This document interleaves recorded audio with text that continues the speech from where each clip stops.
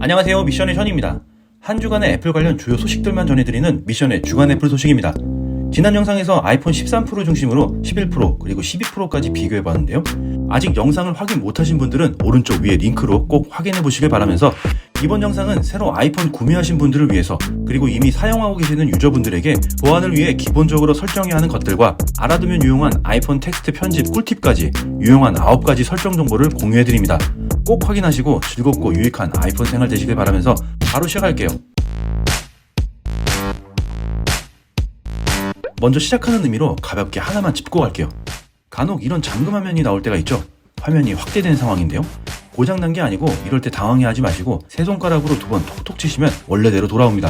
아이폰을 주머니에서 꺼낼 때 나도 모르게 세 손가락 2번 터치를 하는가 본데요.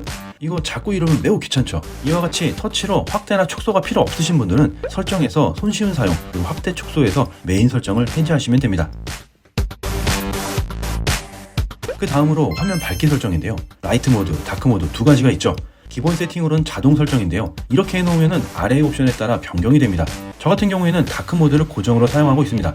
OLED는 디스플레이가 하얀색으로 유지하려면 RGB 소자 모두를 켜놓고 있어야 하죠. 그래서 전력 소모가 비교적 많이 발생한다는 점이고, 아이폰은 OLED입니다. 아이폰 출시할 때마다 이분이 얘기하는 슈퍼 레티나 XDR 디스플레이입니다. 반대로 검은색은 RGB 소자 모두 꺼놓으면 되기에 배터리도 절약되고 눈의 피로도 덜 주기에 이렇게 설정하시면 좋을 것 같습니다. 두 번째로 개인정보 보호인데요. 설정에서 개인정보 보호, 추적에 들어가시면 앱이 추적을 요청하도록 허용을 해놓으면 앱이나 웹사이트에 사용자의 활동 추적을 해도 되겠느냐라는 요청 알람이 나오도록 허용한다는 겁니다. 만약 이 기능을 끄게 되면 자동으로 모두 허용이 되는 게 아니라 묻지도 따지지도 않고 거부가 된다는 점 알고 계시고요. 저 같은 경우에는 개인정보에 민감하지만 선택적으로 그때마다 판단하기 위해서 허용해 나왔습니다. 세 번째로 페이스 아이디 보안 설정입니다. 페이스 아이디 설정에는 딱히 조정할 것은 없고요. 누군가가 내 폰으로 몰래 잠금 화면에서 확인하려고 할 때 최소한의 기능으로 확인할 수 있는 정보들이 있는데요. 가령 사진을 찍는다거나 제어센터에서 설정을 바꾼다거나 사진이나 위젯을 본다거나 알림센터를 본다거나 하는 행위인데요. 솔직히 급할 때는 잠금 화면에서 유용하겠지만 반대의 케이스라면 저는 이게 싫어서 제한 설정을 해둡니다. 방법은 설정에서 페이스 아이디 및 암호에 비번 입력해서 들어가셔서 하단으로 스크롤을 끝까지 내리시면 잠겨있는 동안 접근 허용이라는 메뉴가 있고 알림센터나 제어센터, 시리 등등의 기능들을 컨트롤할 수 있습니다. 예를 들어서 알림센터와 제어센터를 해제하시면 잠금 화면에서 아무리 위아래로 끌어당겨 봐도 안 나옵니다. 잠금을 풀어야 쓸 수 있는 거죠. 그리고 참고로 제어센터 하단에 바로가기 아이콘들이 있죠. 자주 쓰는 기능들을 여기에 둘 수 있는데요. 설정에서 제어센터 내에서 설정할 수 있고요. 저 같은 경우에는 메모와 샤잠, 듣기 지원, 코드 스캔 정도로 제어센터 바로가기 설정을 해두고 있습니다. 추가적으로 여기에 앱 내 접근 설정 토글은 말 그대로 다양한 앱 사용 중에 오른쪽 상단을 쓸어내려서 제어센터에 들어갈 수 있고 없고를 설정하는 기능입니다. 그 다음으로 에어드랍은 애플 기기 간의 연동을 위한 기능이죠. 즉 사진이나 동영상, 메모와 같은 파일은 물론이고 동영상의 링크 공유나 특정 URL, API 등 다양한 정보들을 송수신할 때 쓰이고요. 알게 모르게 굉장히 편하게 자주 쓰는 기능들입니다. 그런데 간혹 이상한 에어드랍 공유 알람이 뜰 때가 있죠. 범위 설정에서 모든 사람이 아닌 연락처만을 해두시면 그런 일은 없습니다. 지하철이나 공공장소에서 간혹 이런 분들이 있어요. 에어드랍으로 요청한 거를 뭣도 모르고 수락했다가 이상한 영상이나 사진을 받을 수도 있으니까 함부로 수락하지 마시고요. 다음은 앱스토어 설정입니다. 애플 유저분들 중에는 아이패드도 함께 사용하시거나 여러가지 이유로 세컨 용도로 아이폰을 2개 이상 사용하시는 분들이 계실 텐데요. 동일 애플 계정으로 사용하다 보니까 메인폰에서 앱 설치를 하고 나면 아이패드나 다른 아이폰에도 자동 설치가 돼서 다시 지우게 되는 이런 불편한 경우를 겪으셨을 겁니다.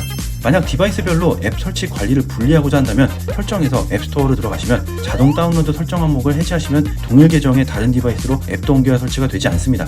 추가로 기본적으로 앱 설치 시 200메가 사이즈 무기 설정이 되어 있는데요. 요즘은 무제한 요금제를 많이 쓰시기에 가능하다면 이 부분도 귀찮으니까 해제하시면 좋겠죠? 여섯 번째로 배터리 설정입니다. 불규칙적으로 100% 풀충전해서 나가고 싶으신 분들 80% 이상부터는 너무 오래 걸려서 저처럼 답답함을 좀 느끼실 텐데요. 지금까지와는 다르게 배터리 노화 방지를 위해서 유저의 일상적인 충전 패턴 방식을 아이폰은 우리도 모르게 알아서 주기적인 학습을 하고 최적의 시간대를 설정하는데요. 평소에 배터리 충전시킬 때는 80%까지만 되고 그 이상의 충전은 최적의 시간대, 이게 보통 아침 기상시간일 텐데요. 아무튼 그때에 맞춰서 100%를 충전시키도록 약간 천천히 충전이 되는 그런 기능이 생겼어요. 배터리 노화 때문에 시간대별 풀충전 기다리는 불편함보다는 그때그때 100% 풀충전해놓고 맘 편히 다닐 수 있는 것이 정신건강에 훨씬 도움이 될 것 같습니다. 만약 필요하시다면 해당 옵션을 선택하시는 걸로 방법만 공유해드릴게요. 설정에서 배터리, 그리고 배터리 성능 상태에서 최적화된 배터리 충전을 해제해 주시면 됩니다. 자, 7번째로 위젯 추가 기능입니다. 앱 삭제나 위치 이동 시 1, 2초간 누르고 있으면 앱들이 귀엽게 흔들거리면서 뭐라도 좀 해줘야 될 것 같은 그런 상태가 되죠. 참고로 이 상태는 시그널을 주지 않은 채 30초가 지나면 자동으로 해제가 됩니다. 다시 돌아와서 앱들이 춤을 추고 있을 때 왼쪽 상단에 플러스 버튼을 누르시면 다양한 위젯을 설정할 수 있고요.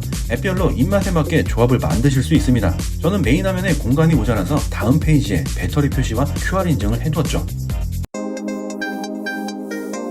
자, 8번째로 텍스트 꿀팁 하나 드립니다.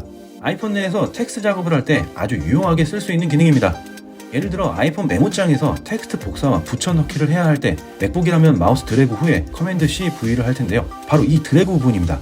한 번 터치하면 커서 이동, 두 번 터치하면 해당 단어가 선택, 세 번 하면 해당 문장이 선택이 됩니다. 그렇다면 전체 선택하려면 어떻게 할까요? 빈 공간을 터치해서 전체 선택하면 됩니다. 그리고 선택된 대상에 세 손가락으로 오므리면 복사가 되고 두 번 오므리면 잘라내기가 됩니다. 입력한 걸 취소하려면 세 손가락을 왼쪽으로 밀면 되고 다시 복귀하려면 세 손가락을 오른쪽으로 밀면 됩니다. 참 쉽죠? 하지만 손이 큰 분들이 특히 화면이 작은 미니에서는 세 손가락 오므리기가 쉽진 않아 보입니다. 자, 마지막으로 단축어 기능입니다. 영상 하나로 만들어 볼까 고민 중이긴 한데요. 제가 유용하게 정의해서 사용하고 있는 단축어 기능들입니다. 갤러리에서 유용한 정의된 단축어들도 많죠. 그리고 자동화 기능으로 위치, 시간을 변수로 편리하게 쓸 수 있는 게 참 많습니다. 특히 단축어의 경우에는 예를 들어 메모장에 기록한 다양한 정보들을 꺼내와서 바로 공유하거나 클립보드에 복사해두거나 아니면 메시지로 보낸다거나 하는 단축어들, 혹은 기억해둬야 할 메시지들을 단축어 하나로 메모장에 생성, 기록하거나 사진을 찍어서 아이클라우드에다 올리거나 하는 그런 매크로 기능들입니다. 기본적인 단축어로 조금 보완을 하다 보니 유용하게 만들 수 있는 게 참 많더군요. 약간의 프로그래밍적인 개념이 좀 있으면 누구든지 쉽게 접근해서 재밌게 만들 수 있습니다. 기회가 되면 영상 하나로 만들어 볼게요. 지금까지 아이폰 13 프로와 함께 유용한 9가지 설정 정보와 꿀팁을 정리해드렸습니다. 어떠신가요? 아이폰 설정에 유용한 것들이 더더더 많으니까 설정 메뉴에서 이것저것 만져보시면서 무궁무진한 기능들을 확인해보시기 바랍니다. 아이폰이 괜히 100만원 넘는 게 아니거든요. 그만큼 잘 활용해야죠. 혹시 추가적으로 궁금하신 부분이 있으시면 댓글로 남겨주세요. 오늘은 여기까지이며 한 주간의 애플 중심의 핵심 뉴스, 소식들은 미션의 주간 애플 소식에 있습니다. 아직까지 구독과 좋아요, 알람 설정하지 않으셨다면 얼른 하시고 다음 주 중에 혹은 주말에 정식으로 찾아뵙겠습니다. 지금까지 미션의 션이었습니다.